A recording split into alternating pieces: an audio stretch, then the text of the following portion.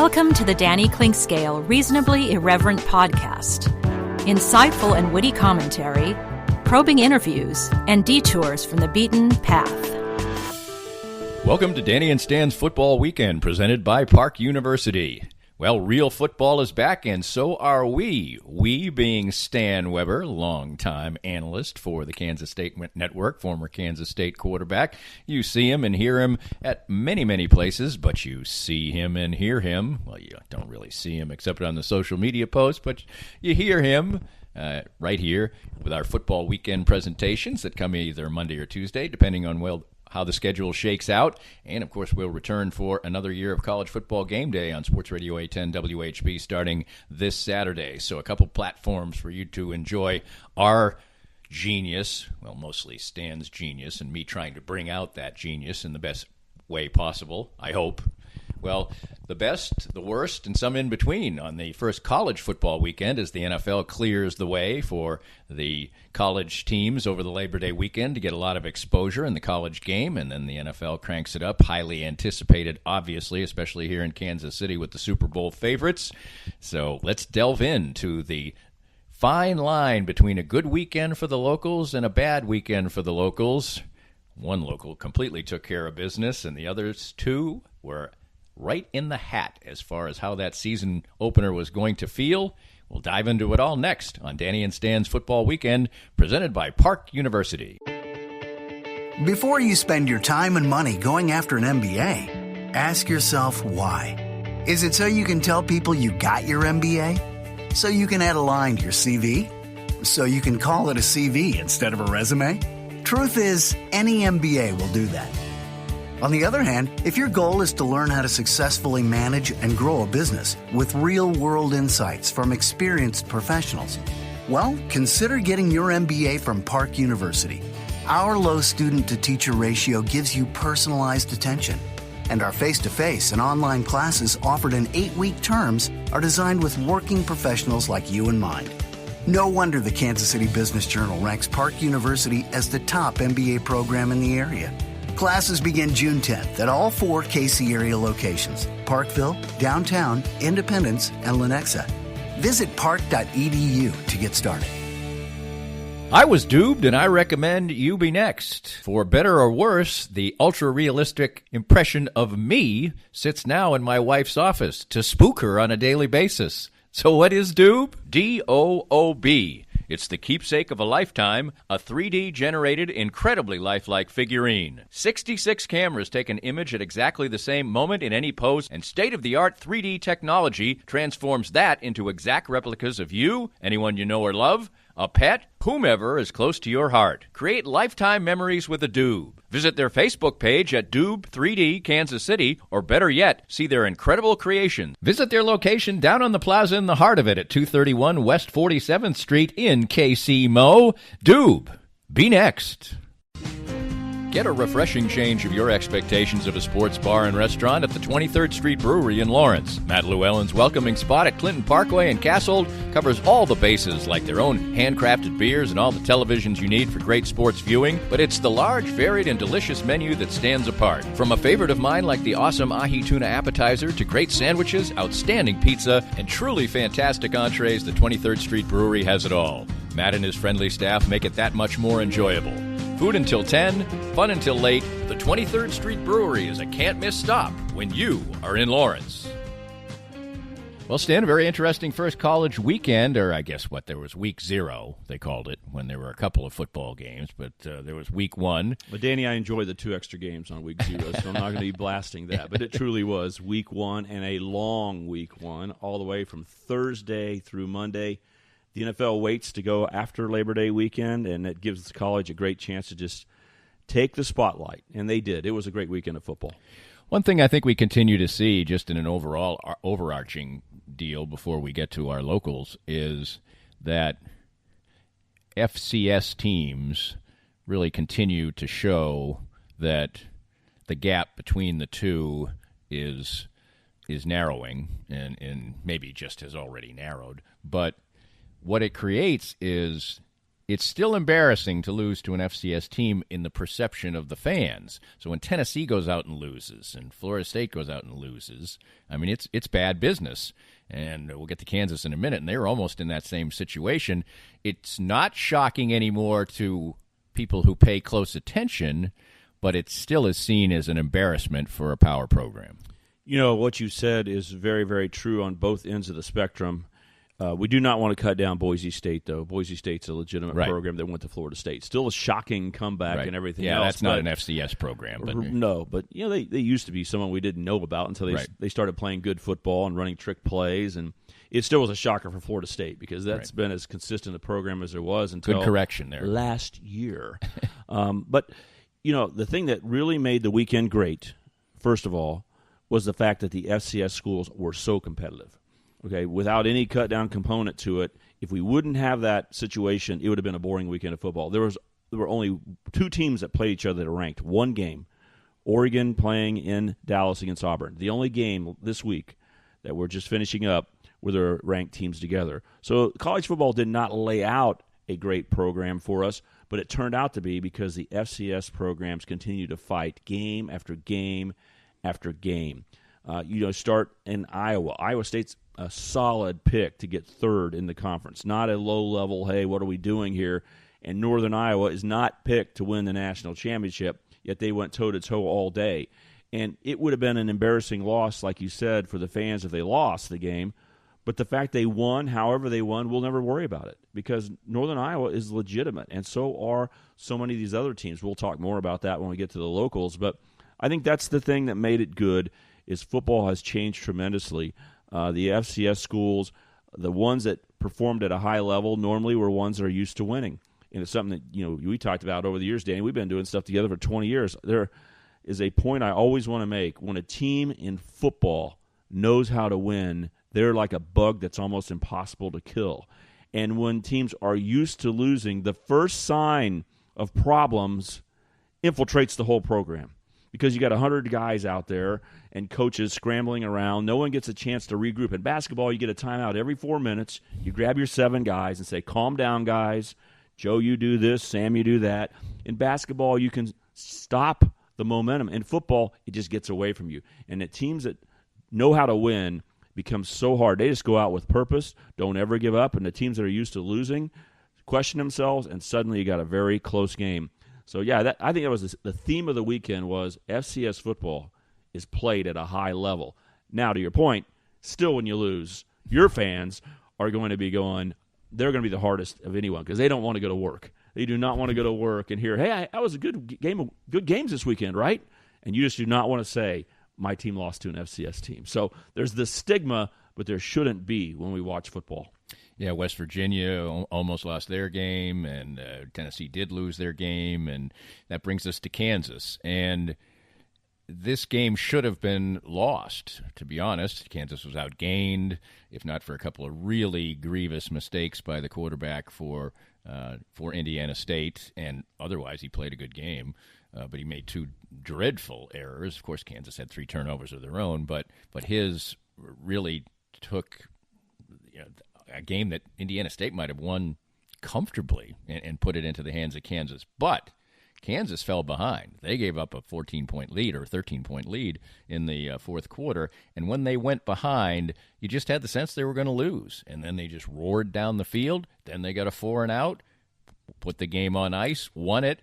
And even though, you're looking at the grades in the Kansas City Star today, the offense gets a D, which they probably deserve, and so on and so forth, you won.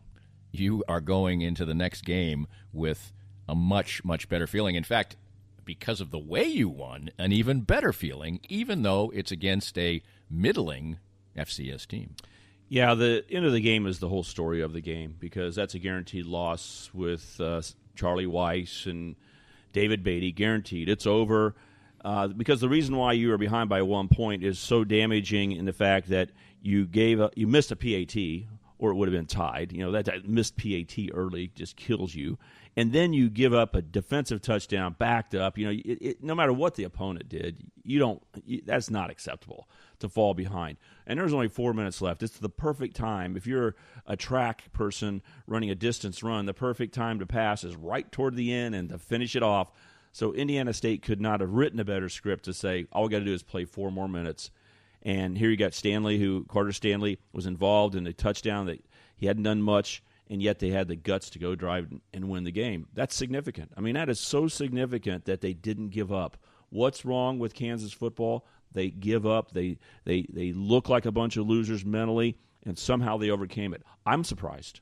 I mean, even with Les Miles there, I thought this is too damaging. They just gave up the lead with 4 minutes left. How are they possibly going to bounce back? And they do it, drive down the field, throw a pass at 22 yards, and get a touchdown. So at the end of the day, wins are hard to come by. Every win at Kansas is a big deal. And the opposite of what we would feel like today. Right now, Les Miles can go in and be super confident with his team. Guys, it's fine. It's our first game with me and our staff. It's all going to work out. Kansas doesn't win very often. We did the job, and Puka Williams is going to be back next week, so We'll not have another game like this. So don't worry. Versus the opposite, if they would have lost, disaster. Meet Mr. Charlie Weiss 2.0. All that would have come into play. It was a dramatic drive, and it is the headline. It's the drive that got them the touchdown and the win that gives Kansas still a chance for the rest of this year. And each of the previous 2 coaches had lost an FCS game to open their careers. And it's just something that is so hard to overcome. And Les Miles wouldn't have overcome it this year. I mean, it would have been one of those 1 or 2 win seasons. But now, whatever you thought about Kansas football, you still can keep your mind open to that because they got to win, and a win is so valuable.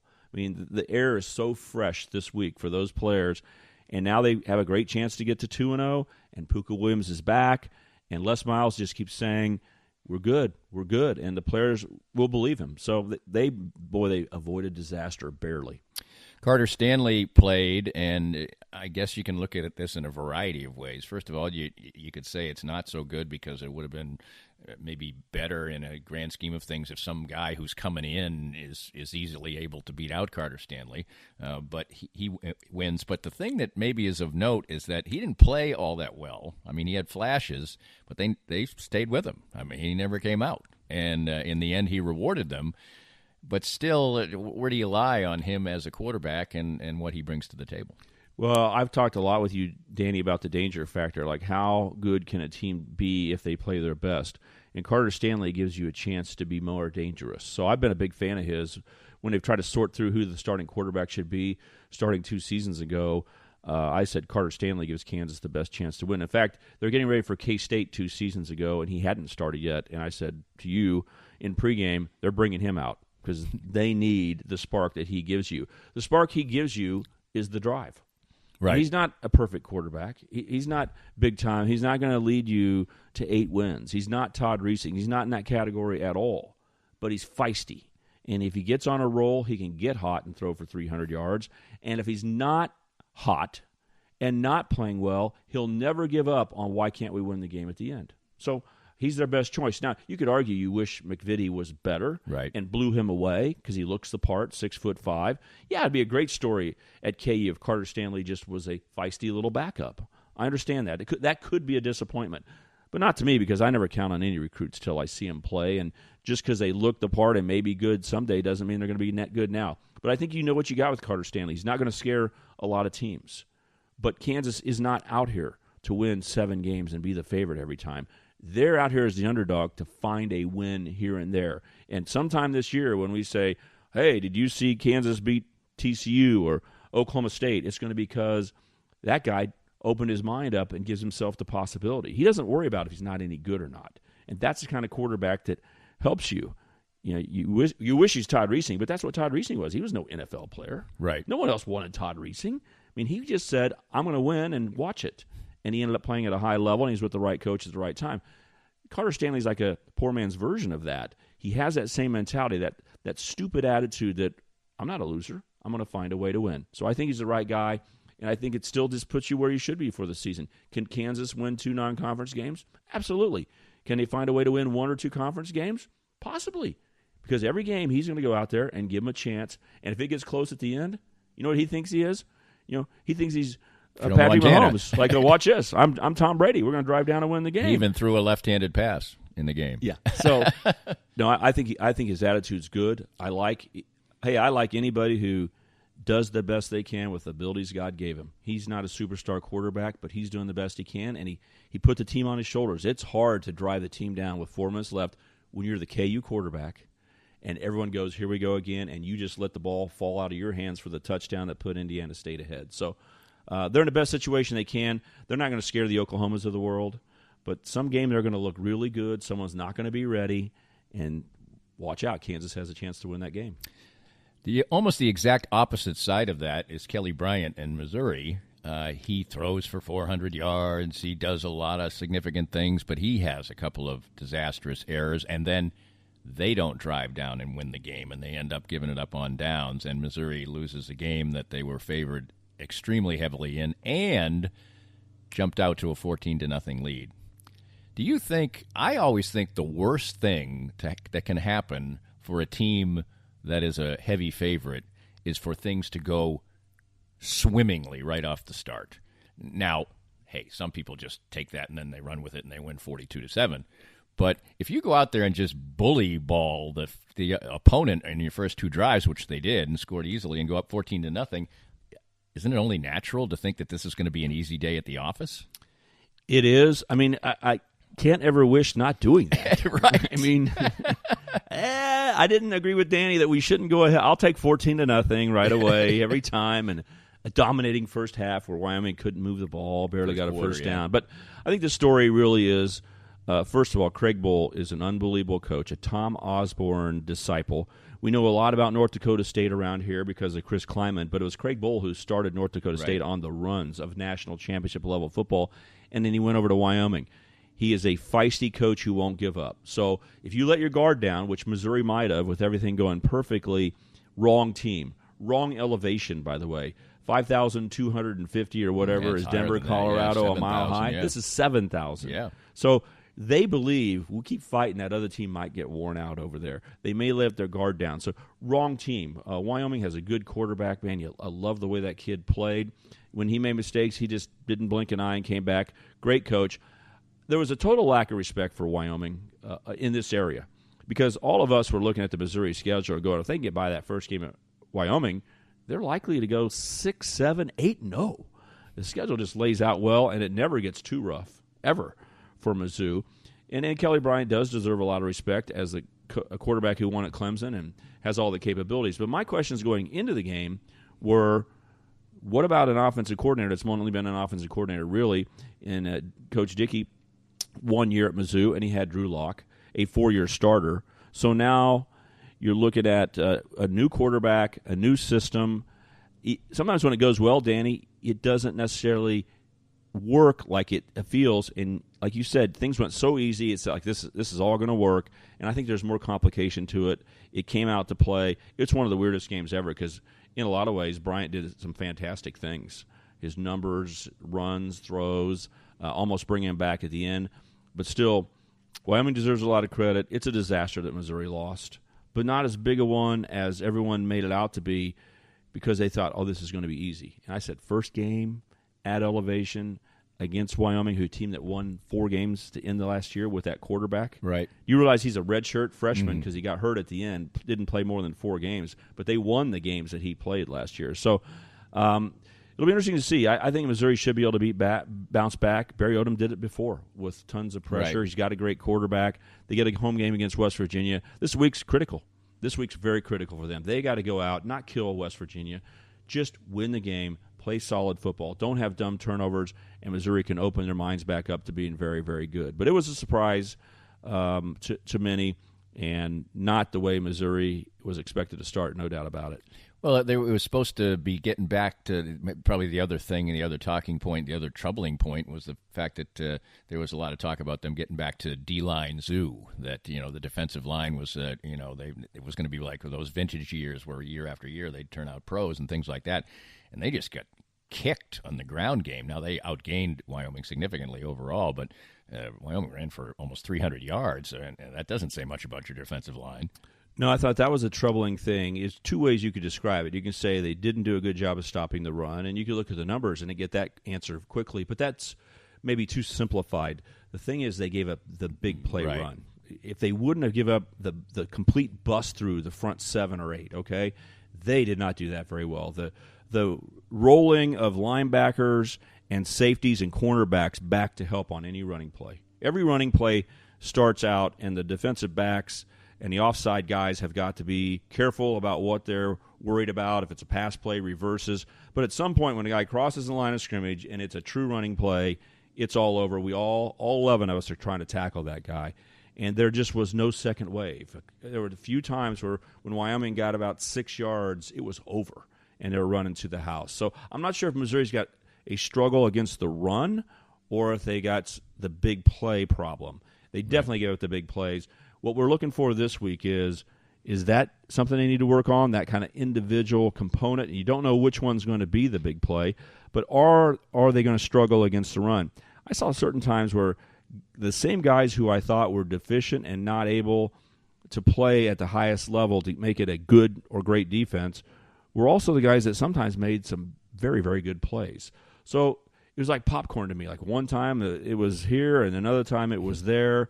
I don't have a good read yet. They definitely couldn't stop the big plays from occurring. That is painful. That does not look like SEC defense. And right now we got to say, are they going to be good enough against the run, against the teams that want to power it? I don't know. Question mark, question mark. Before we leave Missouri, one other thing, you just don't want a couple of bad things to happen because they're just playing for pride. And so as of right now, we have no response from the NCAA. Right. So the NCAA could change that. They could say they could go to a bowl, but right now. But you think it'd be kind of surprising once the season started. But right now they don't, and say they went out and lost to West Virginia, which would be disastrous. West Virginia doesn't look like a very good football team, and I mean it'd be kind of easy to go, well, we got nothing to play for anyway. I mean, and so that's kind of critical on many levels. Oh, it always is, Danny. Every year is a new year, okay? Every year is a new year. It's hard to win, and losing infiltrates a cancerous type of attitude so fast that almost everybody is susceptible to being hurt by it. And that's where Missouri is. Because Kelly Bryant, you know what he did? He lost 50% as many games at Mizzou as he lost the whole time as a starter at Clemson. Okay? He's a big-time player. But a big-time player isn't used to losing. Right. So there's different types of big-time players, and I'm not calling out his character at all. I have no opinion about this. All I know is human nature. When things went great at Clemson and he came to Missouri, I've said on the air, people have heard me say, he's saying, why can't we go win a national championship to the rest of the guys? And when Coach Odom said, people are going to be calling you, wanting you to transfer because right now they told us that we're not going to go to a bowl game. Remember, that happened a long time ago. Yep. And Kelly Bryant said, I just came here, and I'm not leaving. I don't know why you guys would. You guys grew up here. You rooted for Missouri. I mean, why would you leave? I'm not. I mean, everyone's on board. What a great leader. And I agree with that. But now when he goes to bed at night, he's like, I didn't play that bad. I mean, there's always a reason why we lost. And you start looking around and go, it ain't me. I lost 2 at Clemson. Right. You're not even a bad guy, but God taught us to not be too desperate against ourselves, to look other places quickly. And so even Kelly Bryant, what does he think today? Does he think, oh, this is going to be easy? Or, wow, these black and gold uniforms don't work quite the same as those orange ones do from Clemson. You start, all kinds of things come in your mind. It can get cleaned up, but it has to get cleaned up fast, get back on track. They can say they haven't played at home. What are the next 4 games at home? Mm-hmm. So get into your rhythm. I don't think they're going to lose their confidence. Barry Odom won't. I don't think Kelly Bryant will. But it's a critical point because there is way more questioning going around in that locker room. There are plenty of people that are saying, hey, Drew Lock wouldn't have lost that game against Wyoming. You're kidding me. I thought you loved your quarterback. There's a few people in their apartments, Danny, going, Drew Lock wouldn't have lost this game. You know? So you need to win. You need to win, and Missouri is as desperate a football team in the country needing a win this Saturday. Left K-State for last because they did so many things right that they just made it a boring day. If you're a neutral, obviously, if you're in the stands, it was delightful. Skylar Thompson basically threw 1 incompletion. He had 4 drops, and they basically threw the ball brilliantly. K-State was up and then just took their foot off the gas. Defense was good.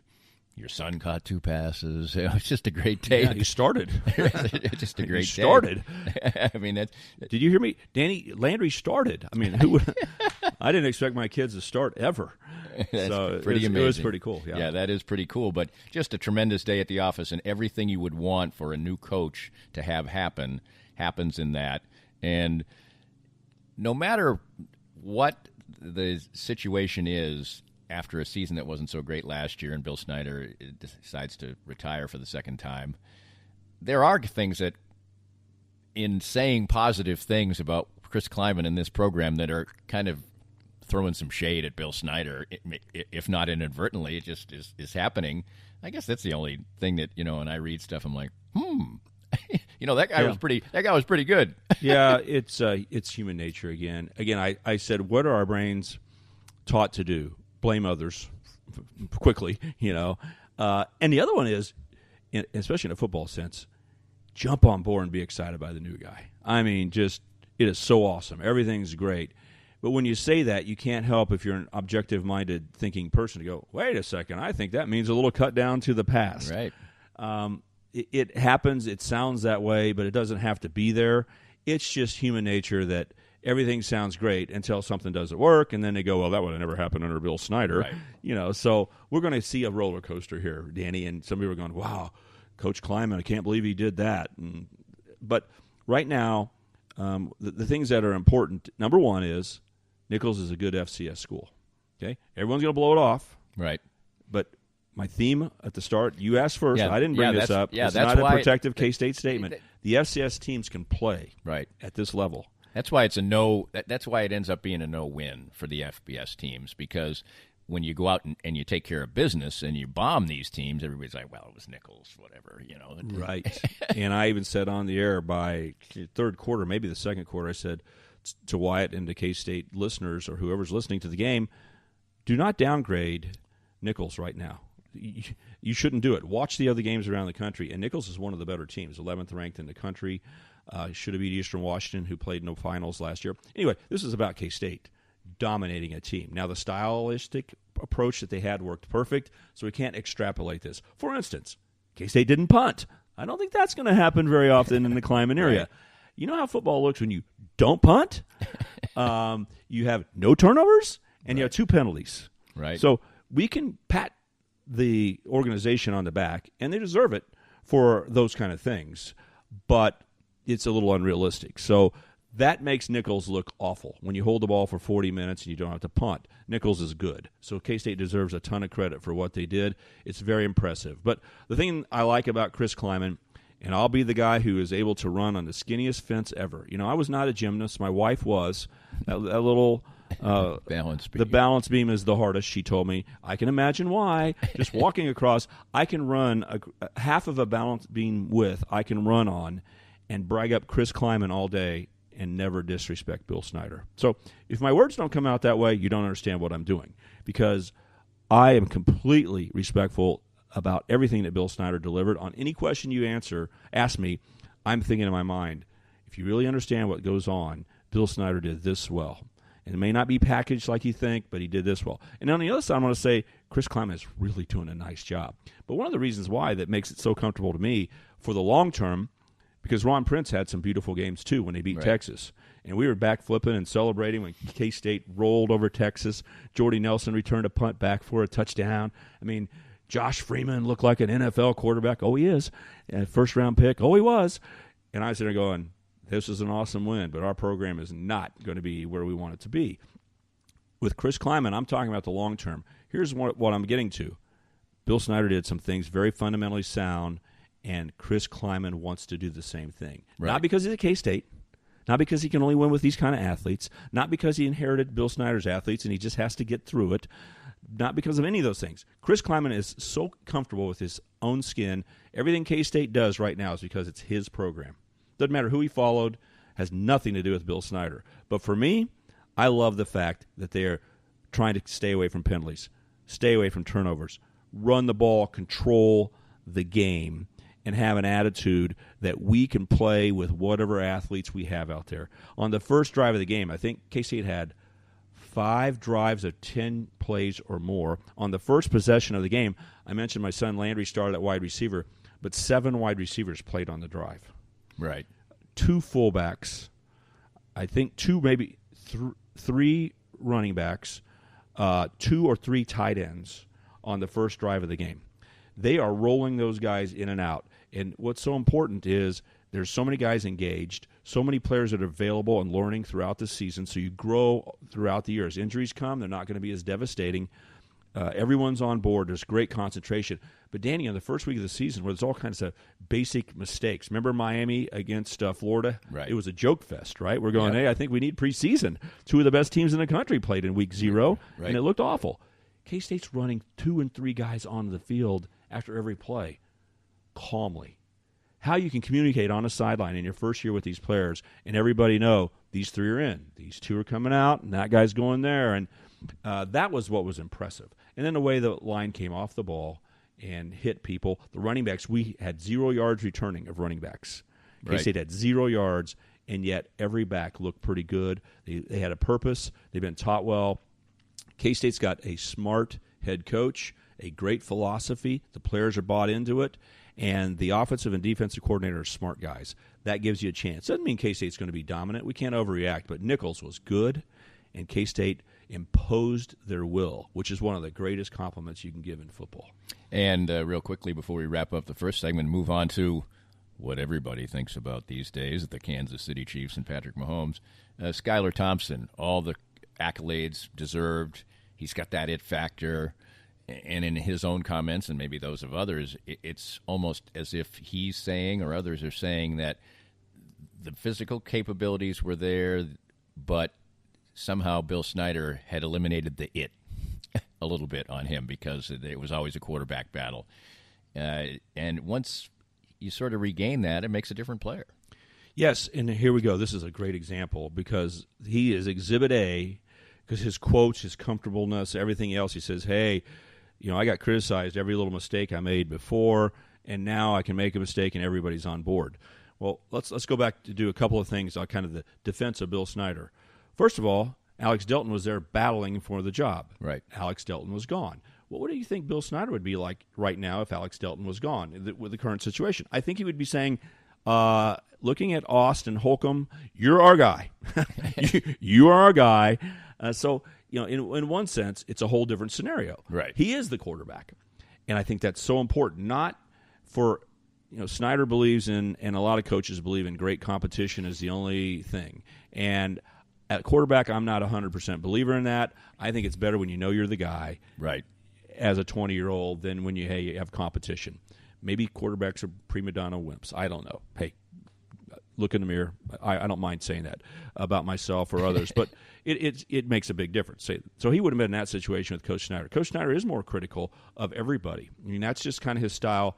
And Coach Kleiman is more positive. He looks for the positive in everything. It's more of how modern kids probably have been brought up. So it's not a bad style at all. It's not a cut down. Kleiman's tough, but he's working with modern kids his whole career. Bill Snyder worked with people in the 1950s and 60s. So he's modernized himself, but he's not completely modern. Sure. But it still can get done. Skylar Thompson's a third-year quarterback. Go look at Snyder quarterbacks when they hit their third year, how they blossom. So Skylar can say, boy, I feel so much better, and I don't blame him. Again, he should be all on board. He should think, I don't care why he thinks things are going well. Just keep playing like he did because he played awesome. But Coach Snyder had a lot of third-year quarterbacks who didn't like some of the criticism he gave, who turned it on and looked great also. So I think third year, no other quarterback to battle with, and why not like this coaching staff? They call smart plays. Messingham, the offensive coordinator, does a great job. Colin Klein has been there before. Mm-hmm. He knows how to teach quarterbacks the psychological point of here's what you're going to feel like, here's how it's going to go. So it's a good situation. Skylar's done a great job. He was as impressive as I could have possibly guessed. If we would have done a pregame analysis of K-State, I would have said Skylar Thompson has all the potential in the world. I like a lot of things he's done, but he's basically been a 500 quarterback. He's been very, very good in late-game situations. We talked about Carter Stanley. He's a winner late in the game, but overall he was a 500 quarterback as a starting quarterback over the last couple of years. This game here, he dropped every ball on the fingertips, every pass except for a deep post pattern that he overthrew by a yard, which you should never underthrow on first down. Right. You should always overthrow, if anything. That was the only ball that wasn't completely catchable and in the right area. It was impressive. Not to mention his scramble run for a touchdown up the middle, and I don't think he got hit. K-State needs him at quarterback. Right. To win a game, run for a massive amount of yards, 327 or whatever it was, put together the 7th best most total yards in K-State football history, and a quarterback to basically not get touched. That's a good scenario.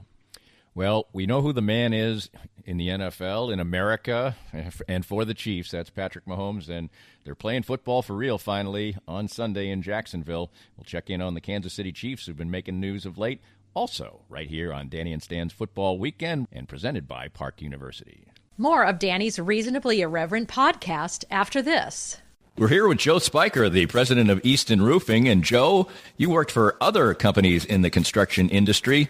What inspired you to start your own company in Easton Roofing? Well, you know, Danny, when you are working for somebody else, you oftentimes don't get to see the project through from beginning to end, and you don't get the final control over the customer experience. And I wanted to build a place where people can come and get work done on their house and not have to worry about being treated the wrong way and get a good customer service experience start to finish. The company slogan is "Where Integrity Matters." Why is that so particularly important to you? Well, for us, what that means is treating each other with respect at work, treating our clients with respect, and making the right choice, especially when no one's looking. So when you're presented all the time as a contractor with choices that have to be made, are you going to make more money on this if you cut a corner? And we just wanted to make a place and a slogan that said to our people and to whoever is our customer, we're not going to do that. We're going to make the right choice regardless of profit. Easton Roofing, where integrity matters. For many people, a family law case will be one of the most difficult experiences in their life. The law firm of Kenneth McRae will help you through it. Personal and effective help from Ken in concert with you will develop a unique strategy for your unique case. As Ken always says, divorce can be civil law, not civil war. Licensed in Kansas? Visit McRaeLawOffice.com or call 913-972-4765. Looking for a truly unique escape from your normal entertainment or corporate team-building regimen? Stay tuned for an exclusive offer only for Reasonably Irreverent listeners. I'm excited to tell you about an extraordinary destination, the Exit Room, located in the heart of beautiful downtown Lee Summit. The Exit Room is a distinctive entertainment option that offers a cool alternative to the normal couples night out, family get-togethers, and corporate team-building events. The Exit Room is a one-of-a-kind boutique escape room catering to special occasions and corporate team-building events and is unmatched in the Kansas City metro. With 5 individually designed and varied escape room adventures, your party or employees can unplug from their electronic world, interact with one another, match wits, and ultimately escape the humdrum of the ordinary. The Exit Room adventures cross decades and centuries and create fascinating fun. I know the owners well. They are local folks, their staff is warm and friendly, their lobby is inviting and beautiful, and their adventures are award-winning. Check online. There are over 1,000 reviews, and note that they are a rare 5-star ranked business. Visit their website and Facebook page, and any of my listeners who books online at theexitroomkc.com using the promo code ClinkScale19 gets 10% off any ticket purchase. The Exit Room in Lee Summit. Unplug, interact, and escape. Sumner One is the company to make your office maximize efficiency. Their family of companies make up one of the largest independent dealers of office technology in the Midwest. They are proud to bring the best service and technology to top companies across the region. Sumner One can help your organization run more smoothly than ever. Sumner One printers, copiers, MFPs, managed print services, document management, infrastructure design, IT services, disaster recovery, and business continuity. Welcome to the one place where everything works. For more information, call Carl Little at 913-752-2256. Back with Stan Weber on Danny and Stan's Football Weekend, presented by Park University. We'll be here each and every Monday or Tuesday, depending on Sunday night football. Monday Night Football. The Chiefs are a 5 primetime game team this year, I do believe. Not this time around. That's a maximum. They'll play. I didn't know that. Is there a maximum? There is a maximum, absolutely. Oh, there we go. I did not know that. That's Been why there forever. Oh, interesting. Wow. It's been there forever, and I didn't know it. That's bad. I've had... Yeah, because the Chiefs haven't been pressed up against the limit, so it's not something that gets quoted. But the easiest thing, not just because I'm a Dallas Cowboys fan, because the ratings are astronomically better when the Cowboys are on. It's just a fact. Even today, when the Cowboys play a Sunday night game or a Monday night game, it's not just Sunday night ratings, which is what the highest rated show on television. Right. It goes up from there. So the Cowboys would have been on much, much more over the last 20 years. But the NFL teams all agreed. It doesn't change how much money they make. Right. But they just want to get better distribution across the spectrum. So they've said, 5 is the maximum. So there you go. A note I did not know, and maybe you did not know, and now you'll sound real smart with your friends. You don't have to unless it's been changed to 6 or 7, and I don't know. I just know there's been a maximum. I'm not going to bet all my money on the 5. I would think that you're still right, because I think they'd want to put Patrick Mahomes on even more. Yeah, I think there's a limitation and 5 sounds right, but there's definitely a limitation, and they would have maxed out the Chiefs just like they tried to max out New England, the Dallas Cowboys, Pittsburgh Steelers, when whoever the dominant team was, and the Cowboys get their 5. Right, absolutely. Or max. Jacksonville, the opening game, the Chiefs do have a difficult schedule to start, but I don't think people are thinking about that because the team looks so dominant, and now they add a big name. Now, how much does LaShawn McCoy have in the tank still? He's 31 years old. Running backs obviously can fall off a cliff. He's only 1 year removed, however, from 1,100 yards and 60 catches. What do you think of him as a football player and an addition? First of all, as a football player who has not hit the wall or fallen off the cliff, I love the way he plays. I've mentioned the danger factor in the first segment. There are very few teams in the NFL that you talk about that because they're all pretty close. I mean, a spread of 7 points is like, wow, that game's not going to be close at all. So It's the NFL. That's what I love about it. Every game's competitive. But there are very few guys who are just difference makers that if they go off, there's nothing you can do about it. And LaShawn McCoy was one of those guys. So I just am picturing what he did for the Eagles under Andy Reid, what he did even outside of there. He didn't do it last year, but remember, he had a rookie quarterback. Right. It is Buffalo. The weather's not great, and you could probably get demoralized fairly easily. Or he could hit a wall. Yeah. He may not have it. We have to open our minds up that he may not have it, but he had it in spades. And if he brings any of that, and they're not going to have to wear him down. He's just going to be, I'm going to say, 1/3 of the equation, which is even better. Right. At his age, at 31 years old, if he were 2 years ago, you'd say he's our feature back. We want him to be in there on every play in the game. I don't think so. I think we want to have him ready for the playoffs to be exciting. So I love the fact that they're probably going to – he's just going to be a factor, not the dominant factor. Still can be running back by committee. But adding a player like him to your roster, that's brilliance. I mean, my buddies are all texting me going, oh, yeah, this old guy, the Bills cut him. Well, he had a giant contract. He was going to cost a lot of money for the Bills. That's one reason. And then they go, look what he did last year, 3.2 yards per carry. Look how old he is. These are all facts that could come into play. But I just say, LaShawn McCoy is a bad, bad dude. And Andy Reid knows how to utilize people. And he is not going to get the ball with 8 men in a box and a rookie quarterback that's unlikely to complete a pass and have to juke 4 guys. That's not the way it is. They're going to be Hardman and Hill are going to be flying down the field, and 4 defensive backs are going to be chasing them when they dump the ball off to LaShawn McCoy, and 3 guys are going to be back there with Patrick, counted up, and there are not many guys left that he's going to have to get through, even if we don't block anybody. So, no, this is a great pickup.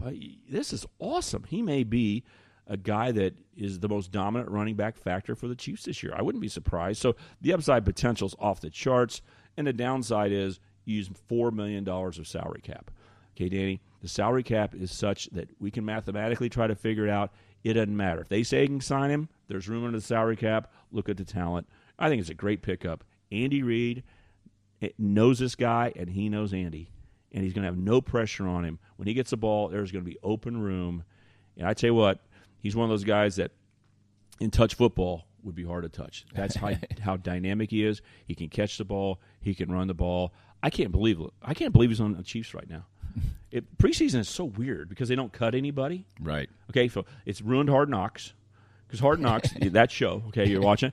Hard Knocks was fun because there was the risk of a guy walking by and saying, bring your playbook, coach wants to talk to you, on the first show, the second show, because there are many cut downs. Right. You start with 90 in today's football, but then you move your way down to 53. And when you get to that 53, you only have to cut maybe the last cut 7, 8, 10 guys. So there was a progression. With that progression, it made the show interesting because you learned about stories of who got cut or whatever, but it also created movement throughout preseason. So LaShawn McCoy might get cut a little bit earlier. Mm-hmm. They may say, we got to go another direction. Let's give 2 weeks of our team knowing we don't have LaShawn. Let's give our running backs a look because we don't want to play him in Game 4, so we better decide on Game 3. Suddenly the Chiefs pick him up. But in this football, we wait till cut-down week, which is just a week before the season is going to be played, and all of a sudden, here comes everybody, including some great players. So, first of all, your roster changes so much at the end. I think it's kind of unfair to the whole process. 90 guys are fighting their butts off to be a part of the 53. Right. You make it, Danny. You're good enough to be a part of the 53. You realize it, and they bring in 7 new guys. Right. And so it's just the Chiefs defensive lineman. Chiefs do a lot of right this. Now, they make great moves. He really flashed in the final game. He makes the 53. Then he gets cut yesterday because LaShawn McCoy is coming down. I mean, that's just got to be the ultimate bummer. Yeah, even when you think you've made it, you don't make it for 2 or 3 more days. And also for the quality of football, it's a little unfair to us as football fans because McCoy comes in here, and we can be all excited about him, but he has had no work. I mean, just the whole play calling, timing out with the linemen, everything else. To integrate these guys in, no matter how much you're saying we're developing our roster, to integrate them in on game week is inefficient. So from a highest efficiency level of football, there should be a way that your football team gets to be your football team and get ready together. So this is weird how it works out. I'll say one thing. It's kind of where the Chiefs are the best in the NFL. I think in the last couple years they've shown Brett Veach as a GM. I don't know how good he is at drafting yet. I have no strong opinions. It's pretty mix so far. Yeah, but, you have to let it post play out. 53-man roster. He is excellent at this. Yeah. It's something. He's got a good staff. They're watching the right things. They're kind of like, when kids who play video games, and he would have been a guy who grew up in that area, you play video games, and when you don't like how it's going, you hit restart. Right?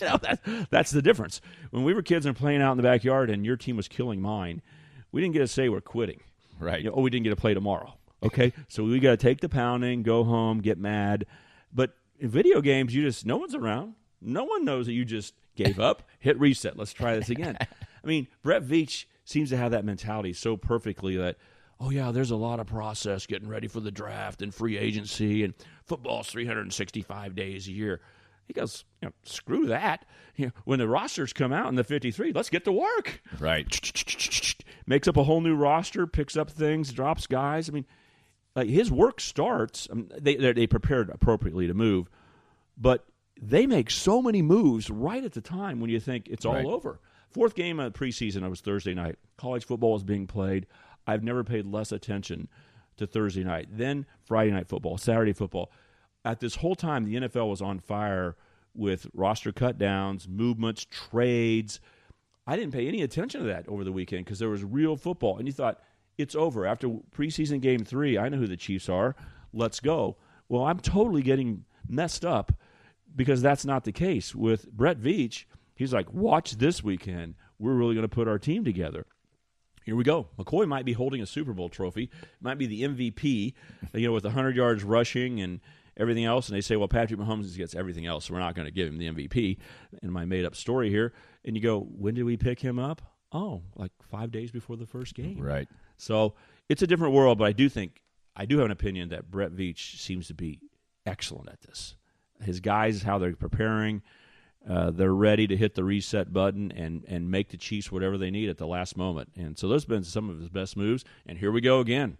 I don't know when it's going to end, Danny. This podcast is going to be on, and the Chiefs are liable to make another move or two before we play on Sunday. So but the other part is we don't know, and it's probably not going to happen. Really didn't see much in the preseason, and we know we don't see much, period. But there was nothing in the preseason that made you really have much more faith in the defense. Was there? No, other than we spoke about this a little bit. Even if they're going to be irrelevant. Well, Coach Sutton is the devil, Danny. We figured that out, and the devil's not on our team anymore. So there still is that mentality. It was that guy's fault. Right. If you've listened to the whole podcast and didn't just start right here, we've kind of built to this point. It's always great when your team's on board. Steve Spagnuolo is going to do it so much better. He's so much more simple. The last guy was too complicated. He was the problem. He's out of here. That helps you, all that mentality. Frank Clark, I think, helps you. Rush the quarterback, Tyrann Mathieu. It looks like a good safety. He basically didn't play in the preseason. So if you want to be the optimist, you just say he's going to play the whole game. Right, and Frank Clark's going to too. cause some havoc. And Chris Jones came back. He could have been a problem. He came back, and you're solid in the middle right there. So let's go. But for me, I've been much more – I don't think they're going to take a quantum leap. I don't think Spagnuolo is that great a defensive coordinator compared to the previous one. I mean, he's just a different brand, NFL guy. They move around, you get restarted. It's good. He'll do fine. It's great to change a philosophy, and he's going to be okay. But I don't think of him as a dominant defensive coordinator. I don't look at the Chiefs' defensive side of the football and think they're a dominant football team. If Frank Clark doesn't cause havoc in the backfield, then the Chiefs are going to be susceptible to a lot of things, like being run against again. I don't think their linebackers are that good. Right. It's a big problem. And Tyrann Mathieu is really good, but other than that, you still are relying on guys like Daniel Sorensen to make plays, and you're going to need an extra defensive back. And there are reasons why the Chiefs should be better than last year, because they were bad last year. But I never expected the quantum leap. I've even said it on 810 on an interview I had. I remember the day where they said, wow, you're not very optimistic about a change on the defensive side. So, I think they'll be better, but I just don't think you make the leap with the athletes they have, the coordinator they have. The Chiefs should be better, but I don't think dominant is in play at all. For instance, the Chicago Bears are a team that could play for a Super Bowl this year. I don't know if Trubisky's good enough at quarterback, but I think they got a coach now who's in his second year. Trubisky's getting better, but they play great defense. They really do. In this modern football, they slow people down. Right. So that's where you look and say defense is a factor. Right now, it's still about the Chiefs' offense. It's all about the offense still this year. Any danger in closing? I think the game in Jacksonville's probably in play. I think the team players on that team were embarrassed by what happened last year. They were supposed to be a hot ticket after they went to the AFC Championship game and really gave it a go. And then they were just bad last year. New quarterback. People have, some people really think highly of Nick Foles. Some people think he's, a 4 or 5 game wonder. But this should be a real good NFL test for the Chiefs. It should be. It's on the road. It's week 1. Everyone wants to play well, and they haven't practiced enough to know how good they are. It's a joke. We played 4 preseason games, and no one's played enough snaps to get into any rhythm at all. How hot is it going to be? How tired are you going to be? It's not like the Chiefs say, oh, look at the humidity out in Jacksonville, and they're going to get worn down. No, the Jacksonville Jaguars haven't tried either. They're all in the same boat. Right. Let's look at the dangerous components of this, because the Chiefs are the favorite team. Andy Reid's teams start fast. They show new stuff. They get there's a lot of reasons to believe in the Chiefs. And plus, they're as good as anybody in the NFL, week after week after week. So the Chiefs are a favorite. But it is on the road. It's week 1. Jacksonville's Nick Foles is not too big for him to go out and play a big game. I don't know. It's hard. He's as hard a quarterback to judge as there is, but I do know this. After he went through some struggles in life and changed his attitude about Christianity or whatever, he's the most calm quarterback in the NFL. If he throws an interception, it doesn't matter. He goes back to the next play and say, why wouldn't I make a good play? And he is open to good things happening, and he's not going to get down on himself.